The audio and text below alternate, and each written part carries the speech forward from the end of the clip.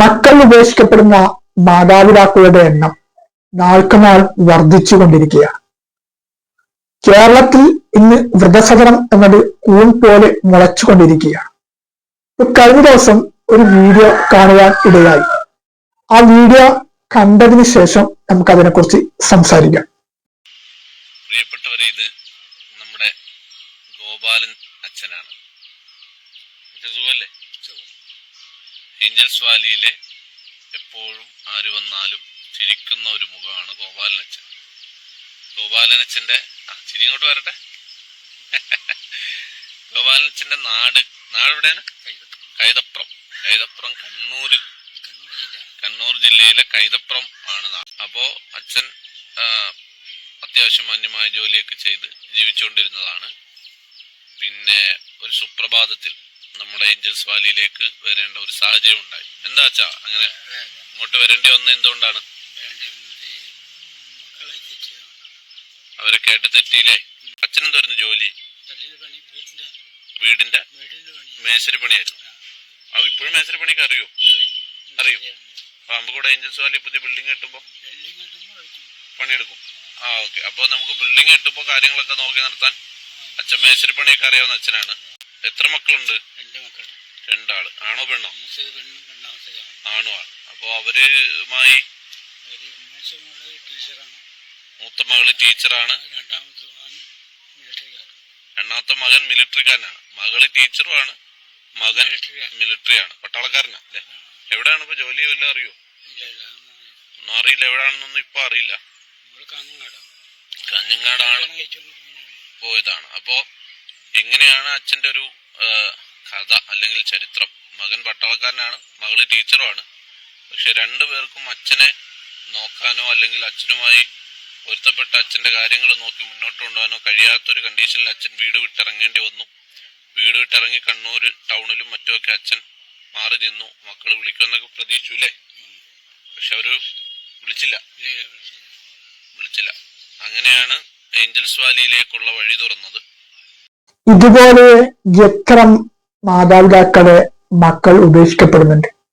ഈ അച്ഛൻ പറയുന്ന വാക്കുകൾ കേൾക്കുന്നില്ല, പിതാവ് പറയുന്ന വാക്ക്, എത്ര ആ വാക്ക് കേൾക്കുമ്പോൾ തന്നെ നമ്മളൊക്കെ മനസ്സിന് എത്രമാത്രം വേദനിപ്പിക്കുന്നുണ്ട്. ഒരു പിതാവും ഒരു മാതാവും എന്നത് ഒരു മക്കളുടെ ഏറ്റവും വലിയൊരു സമ്പത്താണ്. അതായത് മക്കൾക്ക് വേണ്ടി മാത്രം ജീവിച്ചവരായിരിക്കാം ഇവരൊക്കെ. പിന്നെ ഇവരൊക്കെ പ്രായമായി കഴിയുമ്പോൾ മക്കൾക്ക് ഒരു അധികപ്പറ്റായിട്ട് മാറി. ഇവിടെ ഒരു പ്രത്യേകമായിട്ടൊരു കാര്യം പറയാനുള്ളത്, ചില മക്കൾക്ക് ചില ന്യായീകരണങ്ങളുണ്ടോ.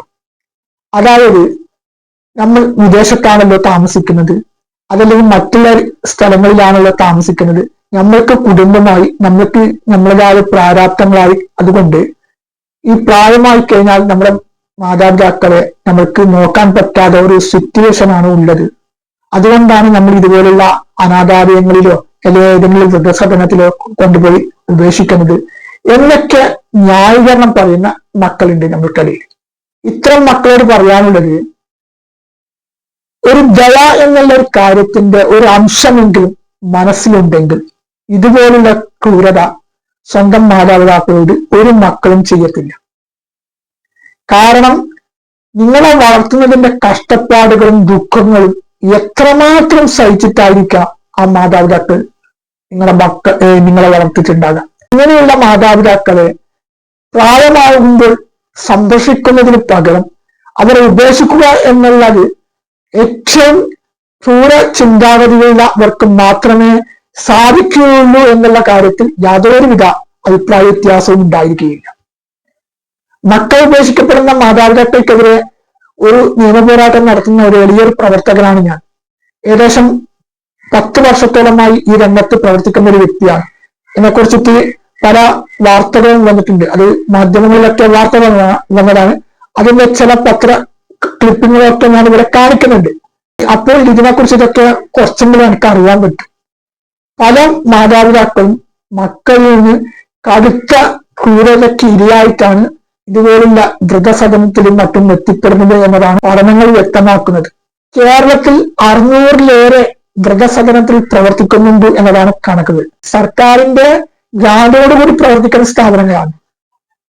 മറിച്ച് സ്വകാര്യ വ്യക്തികൾ നടത്തുന്ന സ്ഥാപനങ്ങൾ മറ്റൊരു വശവുമുണ്ട്. അതിനെക്കുറിച്ച് ഇവിടെ ഞാൻ പരാമർശിക്കുന്നില്ല. ഈ സ്വകാര്യ വ്യക്തികൾ നടത്തുന്ന സ്ഥാപനം എന്നത് ഇതൊരു ബിസിനസ് പോലെയായിട്ടാണ് കാണുന്നത്. ഇന്ത്യയിൽ ഏറ്റവും വലിയ ബിസിനസ്മാൻ പോലും ഇതുപോലെയുള്ള വൃദ്ധസദനങ്ങൾ നടത്തുന്നുണ്ട് എന്നതാണ്. അവിടെ വിദേശത്തും മറ്റും കഴിയുന്ന മക്കളുടെ മാതാപിതാക്കളാണ്. അതിന് കുറച്ചെങ്കിലും ഞങ്ങൾക്ക് ന്യായീകരണം കൊടുക്കാം. കാരണം അവർക്കൊരു സംരക്ഷണം കൊടുക്കുന്നുണ്ട്. മക്കൾക്ക് അവിടെ നിന്ന് അധ്വാനിച്ച് ആക്കിയ കാശൊക്കെ അവരുടെ ചെലവിനും മറ്റുമൊക്കെ കൊടുത്തിട്ട് അവരെ സംരക്ഷിക്കാം എന്നുള്ള രീതിയിൽ അവർ മനസ്സെങ്കിൽ കാണിക്കുന്നുണ്ടല്ലോ.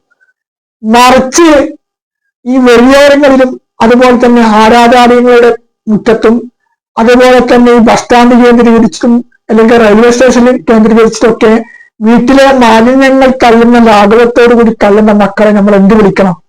എത്ര ക്രൂരമായ രീതിയിലാണ് അവരുടെ സ്വന്തം മാതാപിതാക്കളോട് അനീതി കാണിക്കുന്നത്. അപ്പൊ എങ്ങനെ അംഗീകരിക്കാൻ പറ്റും? അപ്പൊ ഇത്തരം മക്കൾ നിർബന്ധമായും കർശനമായും മാതൃകയുമായിട്ടും ശിക്ഷിക്കപ്പെടണം.